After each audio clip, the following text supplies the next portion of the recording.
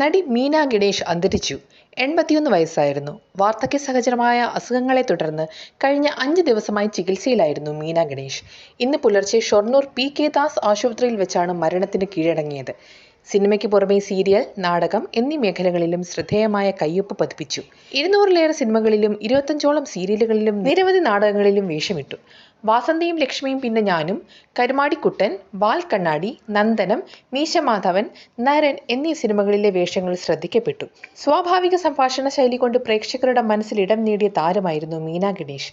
മീശമാധവനിലെ പത്തിരി ചുട്ടി വിളമ്പി വിളിച്ചത് മുത്തണി പാത്തുമ്മ എന്ന പാട്ടുപാടി അഭിനയിച്ചത് ഏറെ ശ്രദ്ധിക്കപ്പെട്ട വേഷങ്ങളിൽ ഒന്നായിരുന്നു. തമിഴ് സിനിമകളിൽ അഭിനയിച്ചിരുന്ന നടൻ കെ. കേശവന്റെ മകളാണ് മീന ഗണേഷ്.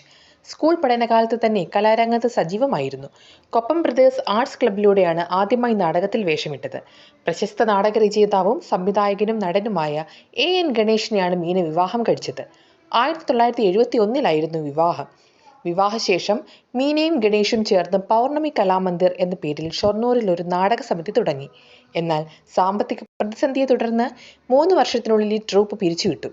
KPSC, SL പുരം സൂര്യസോമ, ചങ്ങനാശ്ശേരി ഗീത, കോട്ടയം നാഷണൽ തിയേറ്റേഴ്സ് തുടങ്ങി നിരവധി സമിതികളുടെ നാടകങ്ങളിൽ അഭിനയിച്ചു. ചാലക്കുടി സാരഥി തിയേറ്റേഴ്സിനു വേണ്ടി നടൻ തിലകൻ സംവിധാനം ചെയ്ത ഫസഹ് എന്ന നാടകത്തിൽ മീന ഗണേഷ് ചെയ്ത കുൽസുംബി എന്ന കഥാപാത്രം ഏറെ കയ്യടി നേടിക്കൊടുത്തു.